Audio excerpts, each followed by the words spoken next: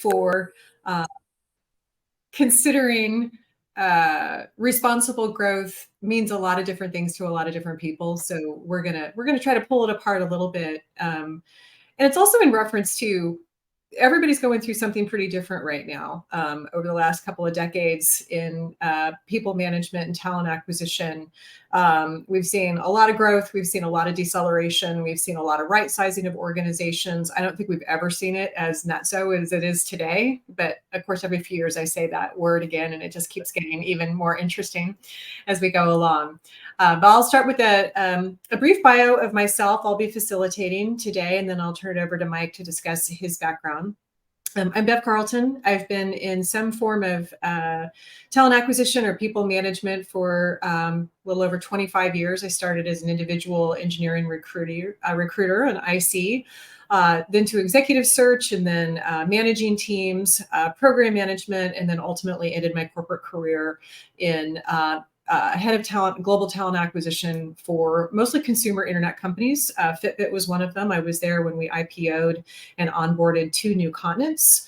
I did a brief 6-month stint to help Roku do global workforce planning in the lead up to their IPO.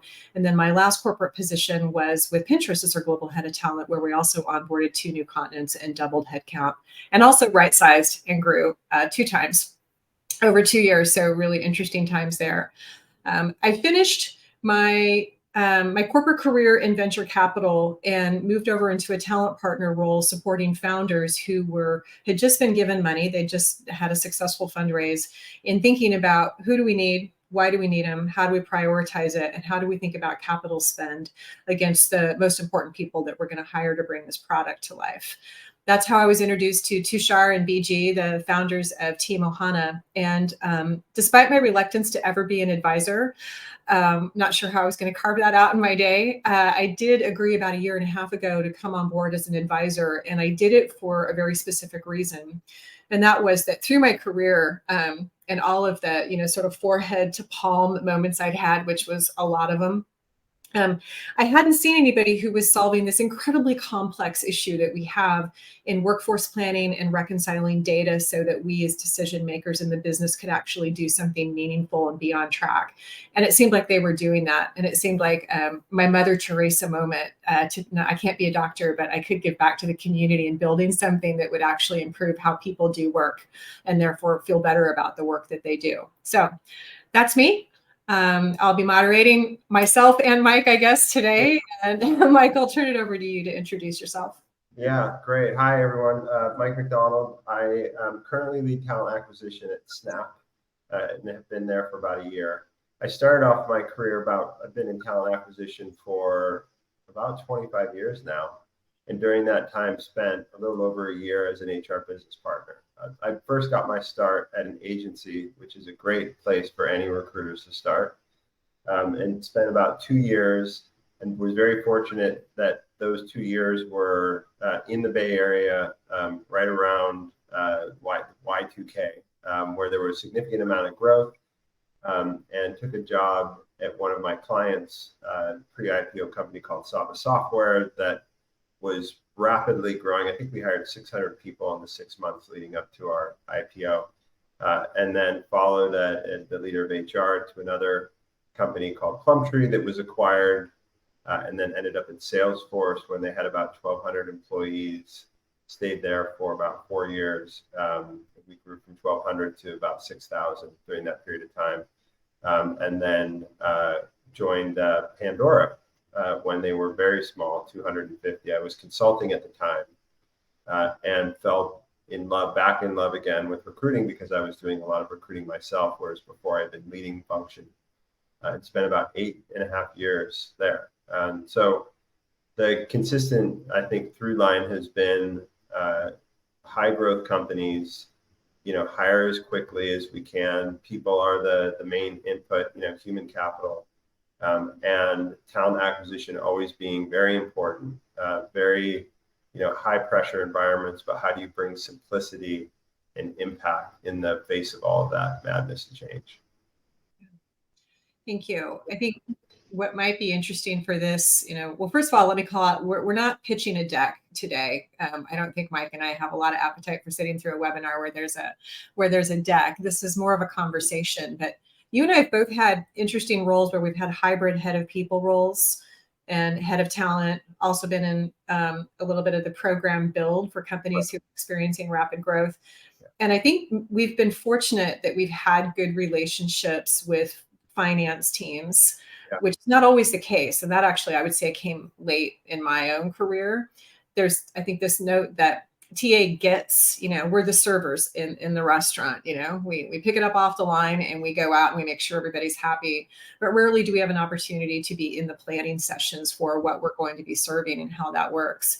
So I would love to hear from you about how you've successfully built the relationships with the finance team and maybe even had a chance to walk through prioritization exercises with them, because we're in unique positions in talent. We see everything down here. Finance just sees the numbers, right? But when a business goes and applies for headcount, everyone's bartering behind closed doors, and then they're working on their relationships with us to get what they need, and then you and I have to sort of translate that to finance. I'd love to hear about your experience in managing that and what we can do in a talent function to play a stronger partnership role with the finance teams as we're going through some of these. Yeah, it's interesting when I went to Salesforce. I think my relationship developed with finance out of a need for, it was sort of like a survival instinct, because, one of the worst places to be in recruiting is at the bottom of the funnel, where recs just get, foisted on the team. And in that environment, especially in rapid, highly changing environments, rapid growth environments, you can very quickly get inundated. Where people on the team are working nights and weekends, and even then they're not able to really do a good job. So they've got unhappy clients, they've got candidates they're not getting back to, and so on and so forth. And so what I quickly understood at that point was I wanted to be at the point where decisions were being made, so upstream, as far upstream as possible, so that I had as much lead time as possible to figure out, what would be the implications to the talent acquisition team. And finance is very much, at the headwaters, so to speak, because they're oftentimes modeling out, a leader says that they're pitching something to the CEO or the executive committee about an investment that they want to make, and it's going to have this impact. And usually finance is partnered along in those conversations to model out what would be the implications, to the P&L.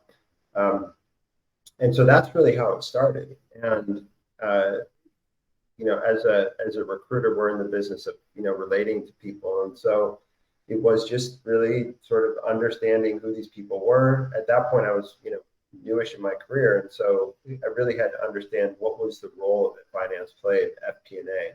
What was their job like? What was it like to sit in their shoes? What were their objectives? And then how could I, based on what I knew, how could I help them be successful?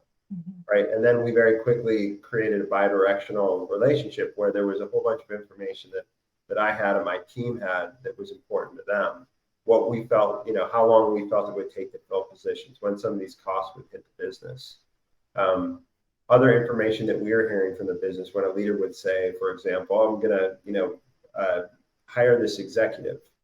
And so feeding that information back, sometimes finance didn't even know about it. And so developing this rapport, I believe we even had standing meetings where we just, got together and what does the view look like from your, perspective? And I would share what the view looked like from my perspective. And then we would just, exchange that information and develop the relationship. Was very, very important. So, and that's hard, because if you think about, there's the relationship build to learn each other. I've said love language. You have to realize that the CFO or the head of finance is dealing with 80, what we manage and what we hire to is 80 to 90% of the capital budget. Right. Is the people. Right. And we're doing it on spreadsheets. We might extract it from an HRIS IT or an ATS, And maybe we're building some canned reports. We've probably dumped a couple Tableau skins on something, and we're just like, praying and spraying that things actually work out and that we can try to reconcile where we ultimately landed. And then finance takes that information, not realizing it's a quarter or two off, and is wildly different from the time, what they're forecasting on. And why I wanted to have this conversation today, and what Tushar and BG and Charlie and I have been talking about inside the Team Ohana platform, is all bets are off now. The data was always bad. Mm-hmm. Right? I mean, it was marginally good at best. And the data I'm talking about, time to hire, geographical compensation rates. Now we've got remote workforce, and do we do cost of living adjustments for specific zones? That's all gone out. Now it's skill based. All the KPIs, offer letter accept, declines, attrition, all of that is backward looking. And at best, it's what happened last year. Well, what happened in Q4 2022 to what's happening in Q1 2023 is like, I have no idea. Yeah. And now we have heads of talent and heads of HR talking to finance, trying to figure out should we lay off? How do we think about laying off? Who do we lay off and why? What groups are going to be impacted and what's the outcome of that? And then they come back to us. Right. And that's where I'm hearing the conversations really start to spin. And not everybody has budget or approval or in-house expertise to get together and work from a platform like Team Ohana. So I'm sort of speaking off platform about, if you can't do that right now, and a lot of people have frozen their budget, so it's understandable, how do we as leaders sort of triangulate all of these conversations to guide the business? Because we're the closest to it. They're the closest to the numbers, but we're the closest to the people of anybody in the room. And how do we help them start to prioritize through these significant shifts? And I know Snap has had a lot of turbulence up until the last year, about the time that you came on board. But I'd love to hear about your experience with that. And as you're sitting in the room with HR leaders, with maybe other than Snap, who's doing fairly stable right now, how would you counsel them to prioritize the data, the decision making, and the sequencing about how some of these flows might work? I mean, it's certainly helpful to be in the conversations, but at the end of the day, companies exist because there's some business opportunity that they're trying to capitalize on. And that's usually, those are the objectives, and then their strategy built around it and all of that. And so understanding that is super important, because from a talent acquisition standpoint, then you're like, okay, this is what the company is trying to achieve. Combination of talent acquisition and maybe the HR function, how do we organize these teams in order to meet that objective? And how would you sequence hiring? Right? I mean, some things are obvious, like, well, we're going to bring on the leader, and then that leader will help, build out the team and their vision. But I think it starts with really understanding what the business strategy and objectives are. And then how do you organize teams in order to meet those objectives, and what are the priorities? And I think this is one of the things that we've seen in the last year. Prioritization is incredibly important. Mm-hmm. There's so many things that we can focus on. I was talking to a leader at Google, and I was asking him, how do you make decisions at a company that is very profitable? How do you make decisions about where to put your investments for people? Because you could ostensibly hire everyone. And a lot of companies have done that over the last few years. But when it starts with focusing on the main business objectives and narrowing that, that lens to what really matters, and then sort of putting everything else to the side and say, okay, we can get there someday, but these are the things we really have to nail and be successful at.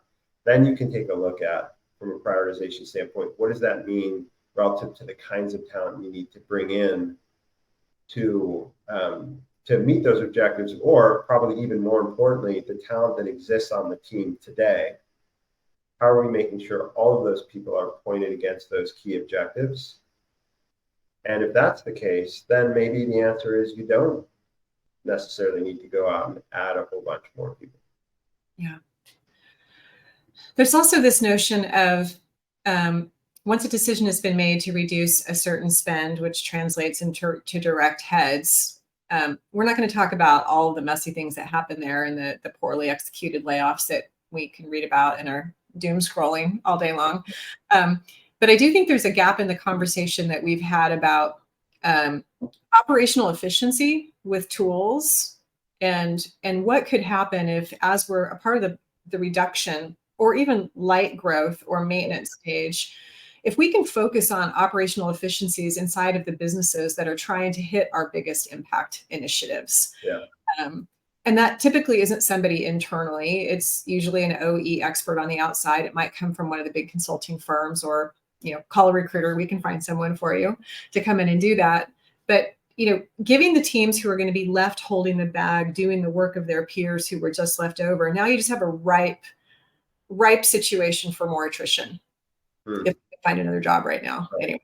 Anyway. And so I think there's an opportunity in this conversation as we're leading about, yes, I know that we're trying to save money, but I think we should carve out some budget for someone to come and work with the teams to make sure that we've reduced any of the white noise, that we've reduced, meeting structures if we need to, if there's automation or AI that we can put in place for them, if we can work on remote work, like all of the different aspects that we can start to mold. If we're going to have to go through this exercise, how can we ensure the people who are still here are secure and feeling good and able to do their jobs? And I haven't seen any of that pop up. And the layer on which I'd love to ask you on is a lot of this comes back to talent operations too. Yeah. There's it seems like a significantly underinvested section in our function in talent operations that actually can work with real-time data, but for some reason they're one of the first ones to get cut. Yeah. So I'd love to hear how you think about TA operation. The TA is basically a sales function, and the product that you're selling are jobs at the company. And from that standpoint, if you think about a TA organization, you've got marketing, you've got your salespeople, which are the recruiters, you've got operations and so on and so forth. And usually from my perspective, it's the highest value work is when recruiters are talking to hiring managers and candidates. Everything else is secondary. Well, it may be important, it may be essential, but it's not the highest value work. And so to your point around, the operational rigor and scaling the organization becomes really critical, because otherwise you've got people doing a bunch of tasks that, they could be optimized, but aren't. So that's something that is pretty key. That the reason I brought up the sales organization, I've seen a shift in the years that I've spent in talent acquisition, where HR functions, TA functions have become more strategic, and they've needed to become more strategic, and companies have started to invest in them more because of the impact to the business. And part of that investment has created opportunities for people like you or me to come in and really build organizations that are scaled, that can do high value work really well, and the underlying operations are humming effectively. But a big part of that is, what are the systems, what are the tools that you use in order to enable that? And we're just talking about, when you're talking about that partnership between finance and TA, it took me back to times where the finance team is, they're working on one system. The TA team, of course, is always working on, spreadsheets or something like that. And there's a translation layer issue. Yeah. When it comes down to quarterly reporting, and your, finance says this is what the picture looks like, and then you have to account for it, and it just doesn't map up. And you spend an inordinate amount of time, trying to translate things. Once we started getting on the same page, and in fact, we're having this conversation right now at Snap, which is getting the finance organization and TA aligned. This is how we're presenting data to the business, down to the view should be organized exactly the same way, so that we can train the business that this is how this information is always presented.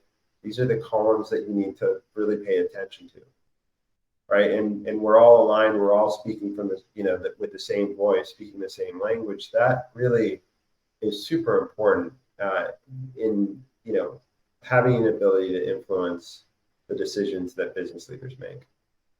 I completely agree. And there's a danger in there, though. At least what I've experienced and hearing that's happening now is you can lock on your KPIs and information that the business needs to determine headcount and growth.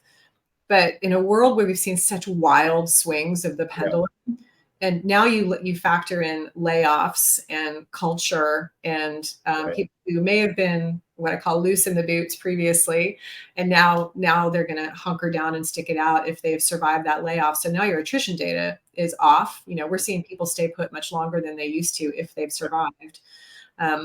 It's problematic to me that the data that we've sold the business, okay, these are our 3 to 5 KPIs, and we're going to lock on this. And this is what we're going to report to you on a biweekly, monthly, quarterly type of basis. And now we know that all of that just blew up. Yeah. And we can't rely on it anymore. There's no real time outside of this tool, but I do want to talk about, in lieu of this tool, if people don't have access to it, how can they think about it? How can we start to work with our candidates and our recruiters to serve up real-time data, knowing that it's going to look vastly different, and even prepare the business for what we knew to be true even a quarter ago is not what we're projecting in 2023. And we're going to reset, and we're going to have to make, instead of planning for a year, we may just have to be planning a quarter at a time. Yeah. I mean, well, right now, in fact, the conversation that I was having with finance yesterday was, we Snap went through a reprioritization and around a layoff back in late summer, and the plan at that point in time was, until the macroeconomic climate. So Snap, most of the revenue comes from advertising, and it's the easiest thing to turn off. So that's where you see a lot of companies that are in the space that monetize their advertising. They've been hit pretty hard. And pretty quickly. And so anyway, we thought that our headcount was going to remain relatively flat. We planned for a T organization that could maintain flat headcount. So you take assumed attrition into account, and then make sure that you have enough people on the recruiting team to service that out into the future. And of course, we just sort of said, let's say 15%. And what's the reality going to be? Who knows? But that's a starting point. And then the business goes back and they say, well, what about this and what about that? And then we start seeing incremental requests for headcount come in. And so the conversation that we had yesterday was how important it was to prioritize, and how important it was that, typically in a growth environment, if a leader says, I need, 30 of these kinds of folks, there's an assumption that it's going to happen right away, or it needs to happen in the next 3 months or the next 2 months. Usually it's like the next month. Yeah. And it doesn't factor in the reality of how long it actually takes to do this work. Mm-hmm. And so in an environment where there aren't financial constraints, and people basically get what they want, and TA organizations may all of a sudden swell.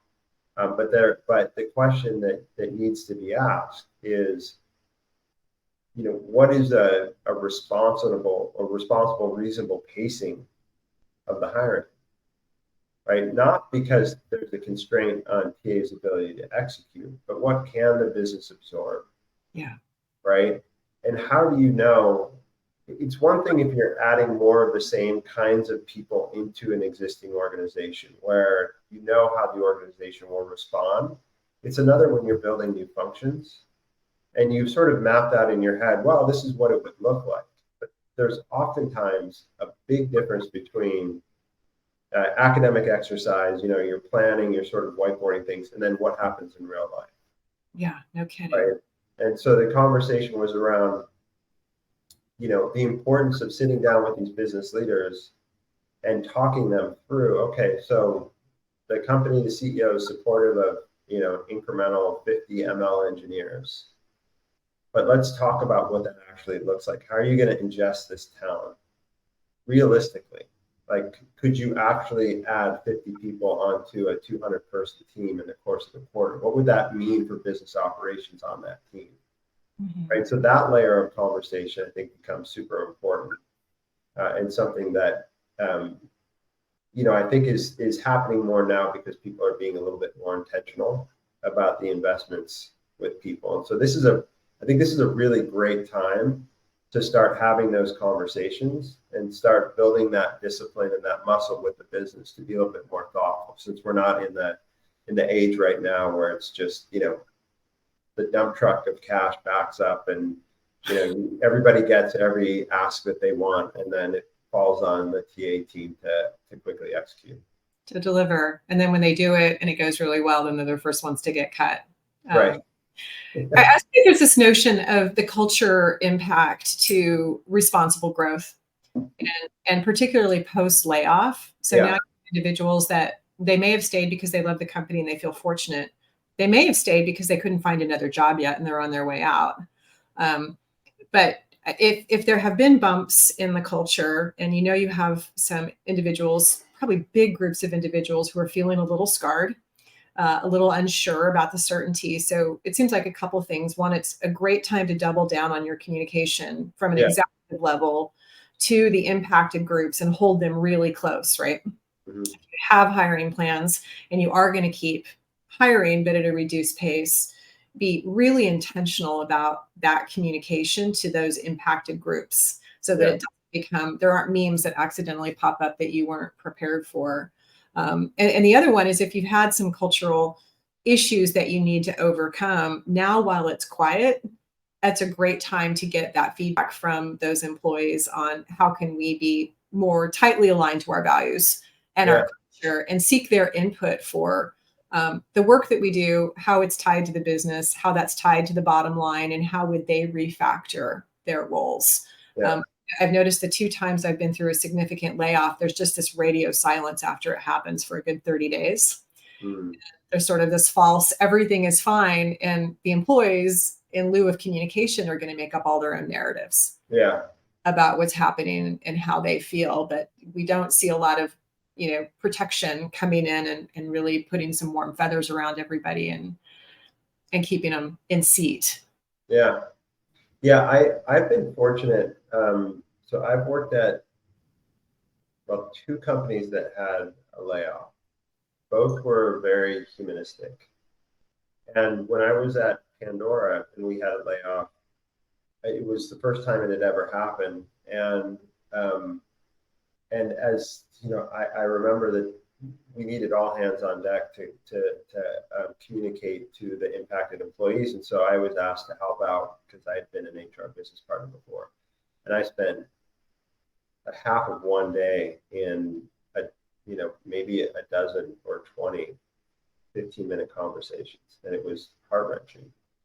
And then at the end of that, I brought the TA team together, and Tim Westergren, who was the founder and CEO of Pandora, I asked him to join the meeting, and our head of HR as well, because we still had people in recruiting that remained, even though people were impacted.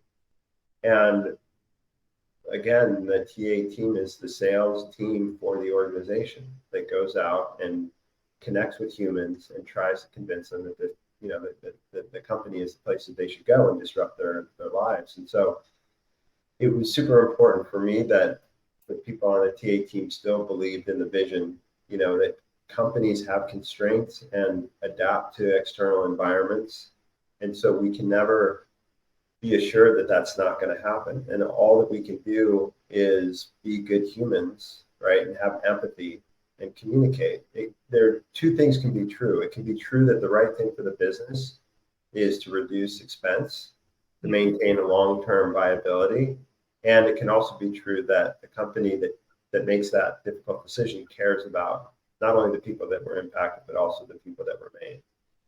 And so, you mentioned about culture. I think that really can come through in those instances, and employees will really understand where they're working and to what extent the company has a heart, right? And so, I mean, I obviously, if you're a leader of a team, you can have that conversation. You can control the message and how you act and treat both people that are impacted and not. But really, at the end of the day, the overall company's cultures really starts with the CEO and the executive leadership team.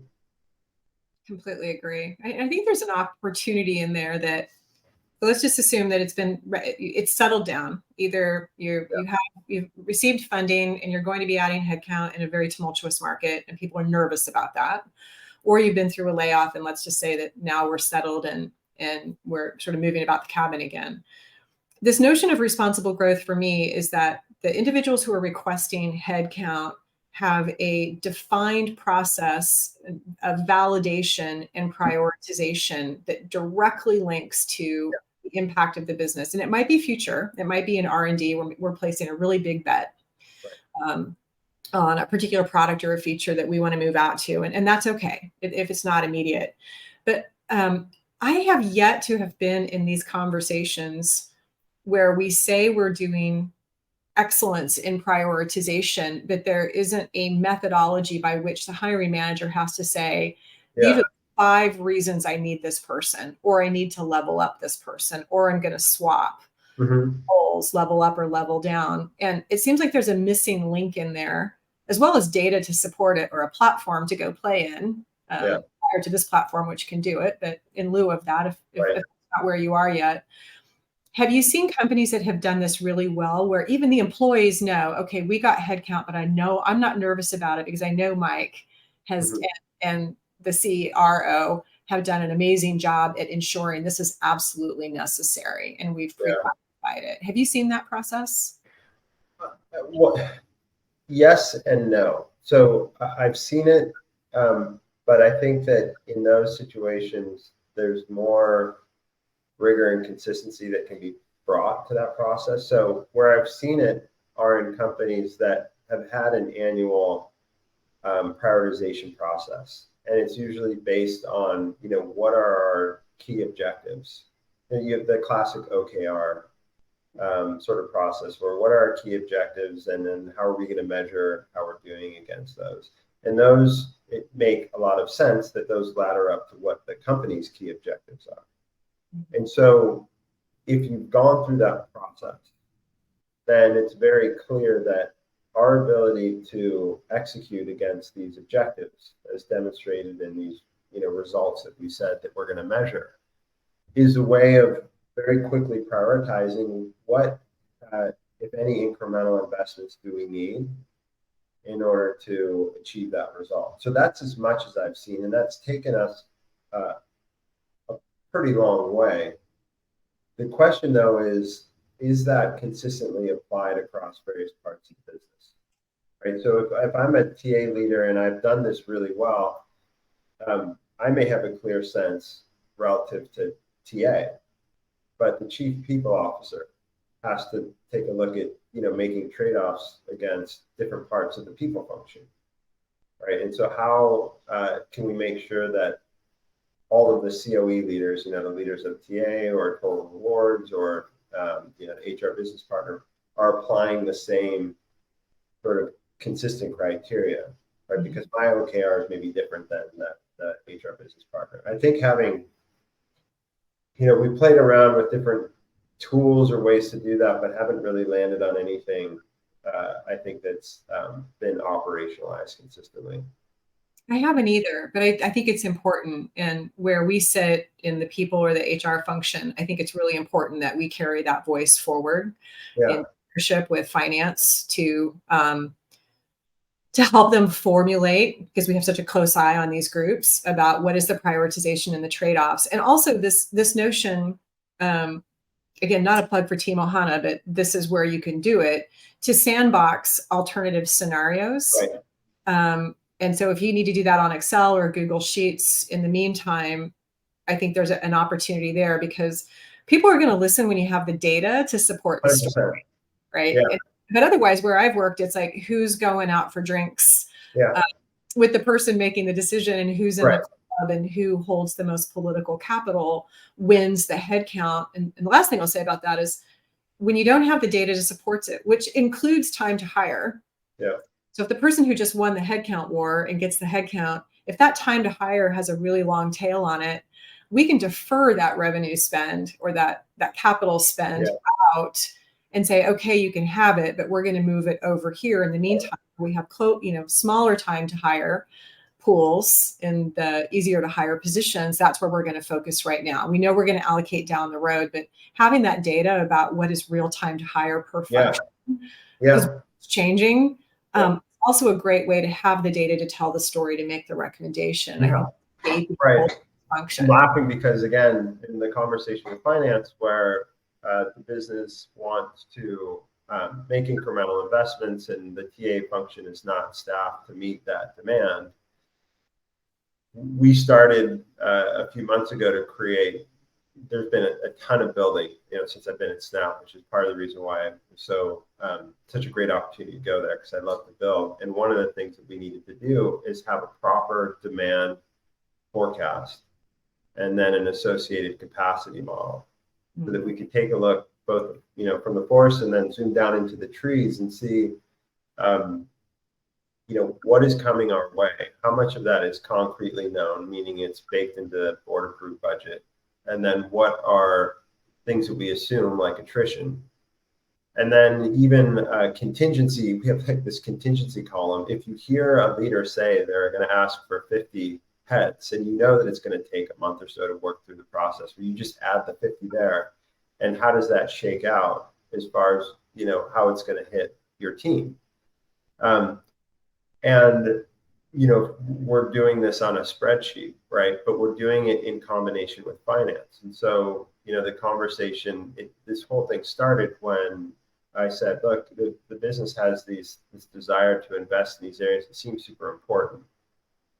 The question is, at what pace do we need to bring these investments in? If it is like an account executive, and there's revenue opportunities that are out there, but we just don't have enough people to actually, make the calls to bring it in, then you're probably going to want to front load those hires, right? Yeah. And so there's a real critical business need, such that it would make a lot of sense to do incremental investments in TA. And if you built out that model, right, where TA's model is talking to finance's model, then you can see, okay, these need to be front loaded within this period of time. This is the incremental resources needed on the TA side in order to service that. And then, finance cares, to your point, around when are these costs going to hit the business, because the payroll costs associated with those hires is so much more than the incremental TA cost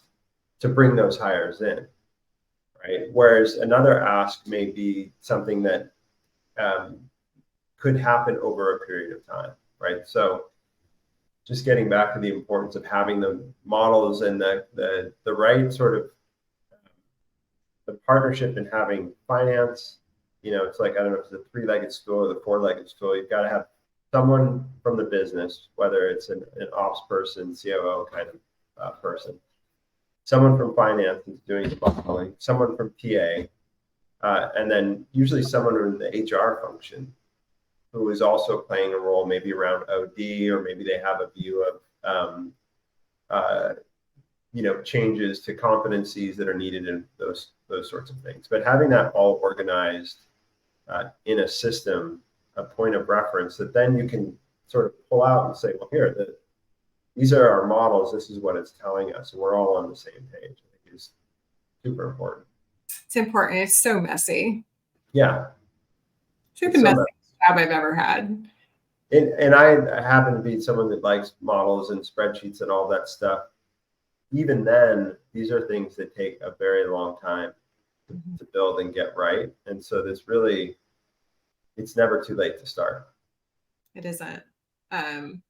Do you have any, maybe I'll ask you this and then I'll go to some questions that we've had preloaded. I love a good horror story.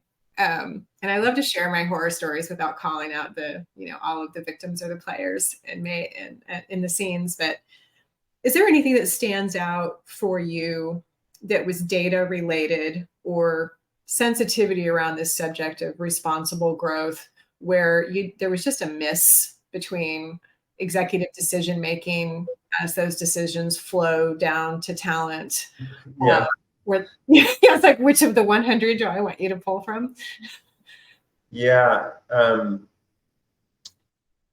So the first one that comes to mind, it's around misalignment of communications and expectations. So, I'll spare the company name, but effectively it was, if you're an executive in a company, you should be good at making persuasive arguments, right? And you're in a position to understand what the business's objectives are, and so you're making your case. Well, in order to meet this, this is the thing that we need to do, and this is how we're going to do it. And I have a high degree of confidence that we can execute on this for all of these wonderful reasons.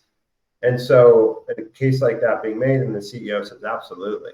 Like, I hired you to do this sort of thing, and I'm so happy that you're bringing these solutions, and all I need to do is say yes, and then finance can figure it out. And so the yes comes, and then that very quickly turns into a whole bunch of roles that get opened, and then it lands on talent acquisition, and then all of a sudden talent acquisition is completely buried. And the thing about this story is the CEO had no expectation that all of those positions would be filled in a year. And part of his brain was thinking, well, I know this is significant impact to the bottom line, but realistically, we're not going to actually hire all of these roles over this period of time. And that is disconnected to this executive who got this incremental nod on this investment in their business. And they're thinking, you know what, we got to get all these heads in now because I've sold this thing, to the CEO, and I believe in it. It's going to make major impact. We're all going to be heroes. And so there's a misalignment of expectations. And I've seen this happen a few times. Yeah. Where it's absolutely the worst place to be in talent acquisition. And that's why it's so important to be upstream as these decisions are being kicked around. I am with you. I've seen that happen so many times. And I think the nature of the beast of working for, Baby Valley based earlier in career founders who've been wildly successful and maybe don't have a really close operating partnership with their finance person. I've learned to ask a clarifying question, and I learned it way too late in my career, but I think it would have saved me in my teams in the past, was when the headcount comes down, is this aspirational or is this absolutely necessary to hit our targets? Yeah. Because you're right, our teams were all running down the field thinking that our compensation is going to be impacted, our performance rating is going to be impacted, our relationship with the hiring teams who are relying on us to service the headcount that they need. We have everything on the line to hit the goal that they just gave us, but it might be that it was just aspirational. Right. And it was almost meant as a challenge, like the sales challenge of, I give you a quota you can't hit, so you always have a stretch goal. Right. And that's just a disaster in headcount planning, which is why now, if I were to restart my career, that one question, is this aspirational or absolutely necessary to hit the business, and why? And how am I going to be judged? And how is the performance of my team going to be judged against this headcount, so that I can calm the delivery agents to say, this is a stretch assignment. And we even model compensation and maybe performance reviews along that line. Hard lessons learned, right? Yeah. Okay, I have a couple of questions that were sent prior to the session. But if there's anyone who would like to drop in a question now for Mike, or even myself, you can do that in the chat feature. And while they're doing that, I'll pull up the ones that were seated. We've touched on this one a little bit, Mike. But maybe you can take another stab at it so we can come away with some tangible execution recommendations. What are the best practices for headcount planning that you've learned or now deploy? And then there's a follow-on to that. What are the pitfalls to watch out for? Yeah, I know you can contribute to this question as well.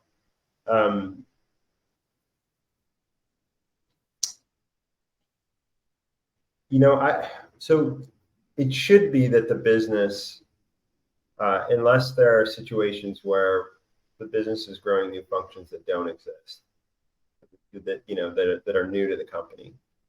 In those situations, it's super important to sit down and have like the classic OD, design the organization and ask a lot of questions. And that's something that I've done in TA, but also as an HR business partner, to really, again, so that you're not modeling out something that doesn't work in reality.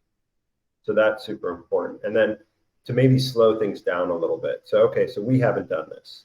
What other companies have done this? Who can I talk to? What are the things that they learned going through this process? How would they sequence hiring? Like, what do they think are the most important things to consider going through this process? I think that's a hugely valuable thing to consider. In situations where we're adding more of the same, then usually my assumption is that that the business may know more about the details of the roles and how it factors into the to the creation of the function, much in the same way that I would expect that I would know more about it for TA than I would any HR person that's associated. But still, in those situations, I think it's super important to be asking the questions to make sure that the thought process is happening. And then again, sequencing, prioritization. How about you? What do you think about that? That and data on the sequencing part, and time to hire and impact, I think are the most critical, because I think we tend to get this giant swath if we're January. Yeah. I think it's usually March if you're running on a calendar year, unfortunately. But I don't think there's been a lot of rigor around when these heads need to hit. Yeah. Impact the bottom line. And an example of that would be if you're hiring product developers, customer success, and salespeople at the same time. You probably want to have product dev locked and loaded prior to sales, and then you want to be hiring your sales and your customer success people at the same time. And both of those are different time to hires. Mm-hmm. So I would sequence them out probably a quarter away from each other. And that's data really tells the story that you can come back and be an impactful partner, and rather than this sort of lob situation over the fence, and then you end up with a lot of salespeople with no product. Right. Yeah, and to that point, TA can provide a perspective on, well, this is a realistic amount of time before these people are going to not only start but also be ramped. And so, what are the implications? In your mind, you're thinking we're going to add 10 or 15 or 20 of these kinds of folks. Well, what happens if they actually aren't fully ramped for 6 months from now? Does that change how you would go about things or how you would order your business? And that's just I think a dose of reality. It's amazing to me how often the business just has an unrealistic understanding of when these people are actually going to come online. Yeah. If I, not to say like if I had $1 for every time, but like seriously, for, we were hiring a C-level person, and, the CEO says, well, let's say it's September. Well, we'll have them start in January. Like, we haven't even started the search. It's what's going to happen if this person they're probably more likely to start in March. Yeah. So what would that mean? Yeah. And that's all data. Yeah. And look, maybe like we talked about in the beginning, look back data might not even apply here. So, but even being able to model it out, a lot of companies don't have a lot of data. I mean, even at Snap, we've had all this information, but some of it's not clean. A lot of it's not clean.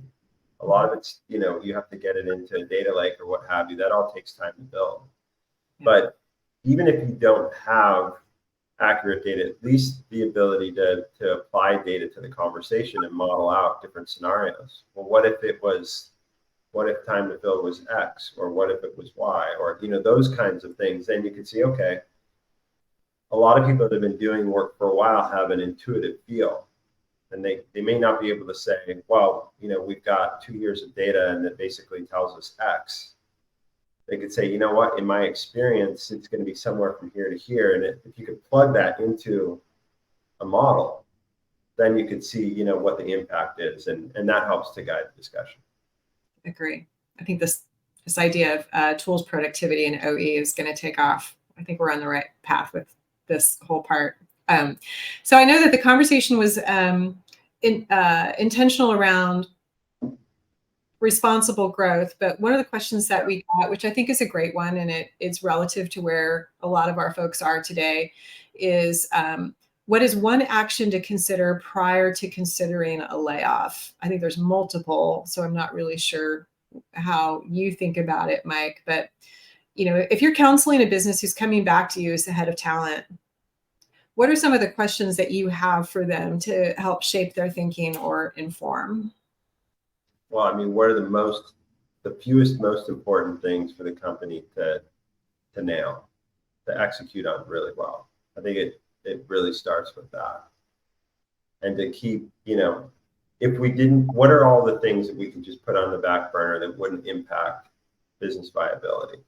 Mm-hmm. You know, in this period of time, you know, starting about 9 months ago, when it became clear that the ad market was cratering, then it became a conversation around, you know, how do we preserve the company to be able to go through an undefined period of time where things could be really bad.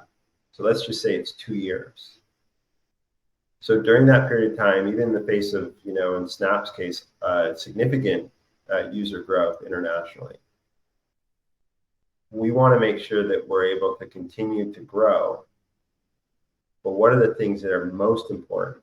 And let's take all these aspirational things and kind of put them to the side. So I think that would be the number one thing. What are the things that are going to allow you to batten down the hatches and, you know, survive this undefined period of time? Those are the things to nail, and everything else, you know, becomes negotiable.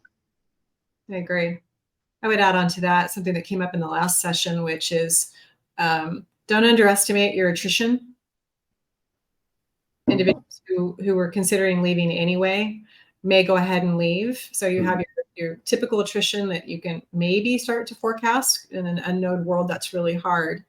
But your impact to your brand now on the individuals who are still in seat and those that you are going to try to backfill or add in your incremental scenarios, there's a mistrust now.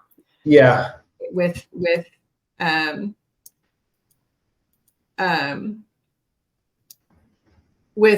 is this a place where I can feel steady on my feet? Yeah, it's interesting because I automatically went to the planning of like who would you keep and, you know, and what percentage of cut. But you're absolutely right. A lot of companies, people are the primary asset. Mm-hmm. And if you have a workforce that isn't engaged, then, you know, you will slowly die. And so you have to keep an eye on, like you said, brand, the engagement levels, like how ready is the company to be able to manage this process? Yeah. You know, that's hugely important. Yeah, there was a third one that I wasn't a fan of, but seems like it's getting some traction. And now I think it makes all the sense in the world is, you know, rather than doing a larger scale layoff, can we take particularly highly compensated groups and ask them to defer? Yeah. A portion of their salary, a portion of their bonus, equity. Obviously that's, you know, likely to be vesting over a period of time and it's not in the immediate future anyway, but it's saddened me to see some of these larger companies going through, you know, 10% or greater, and executives aren't participating in the downside with regard to their compensation. I know they're highly valued and the company may not be where they are today without their skills and expertise, but from an employee's view, I think the employees still feel like that, you know, that's a really powerful message when the executive team can come back and say, not only are we trimming this, but we are paying a price for preserving capital as well. And this is what we're doing about it. So that would be my third pointer. Very unpopular, I'm sure, from the executive team, but it sure has gone a long way with the employees who've been impacted. Yeah. Okay, well, we brought it with just a minute or two remaining. I don't see any additional questions that have hit the feed. There's one thing I wanted to add. It's perhaps a silver lining. I think we were talking about layoffs, but it's really about the smart application of capital to a business. Mm-hmm. You know, at least within tech over the last, I mean, it almost feels like since 2009 or 10, where it's just been, everything has been up and to the right. And there's been a lot of money to be invested in companies through VCs and other forms. And I think the result has been, you know, just people being flush with resources. And I think there's been a real downside. The downside has been you can unlock a whole lot of creativity when there are constraints. Mm-hmm. And we just haven't had constraints. And there's been a lot of bloat. And, you know, the same individual I was talking to, when I asked about how you make decisions around where you're investing and how you're growing teams, he said, you know, we hire a lot of really smart people. And smart people are really good at coming in and identifying all the problems and things to fix. And then they come with a nice, you know, presentation, you know, they're articulate and they say, look, here are all the things that we need to solve for, and this is how we're going to do it, and I just need this. And there's been a lot of yeses going around. But when you have constraints, it forces you to prioritize and it forces you to tap into your inherent creativity to figure out how to solve the problem. And I think it's just an undervalued, it's an undervalued attribute. It's an undervalued way to operate. People that start their own companies have to operate this way all the time. Yeah. And I think we're going through this period right now where people are going to be forced to be creative. And I actually think that it's going to be a positive. I think so too. I think building the hiring for as companies are also reshaping their values and thinking about the people who are most successful for their organization. I think resiliency is going to be, you know, with a capital R, the theme of 2023 is hiring people back into an organization that can be creative problem solvers, right, work cross-functionally to see where they can provide the biggest impact. All right. Well, thank you, Mike. I know you have very busy days. I really appreciate your time. We all do. Yeah, this is great. Thanks so much, Bev. All right. And for everyone who's joined us, thank you for your time. We gratefully appreciate it. If you have any questions, you can reach out to us on the Team Ohana website or to us, Mike or I, on LinkedIn. And we hope everybody has a great day. All right. Take care. Bye-bye.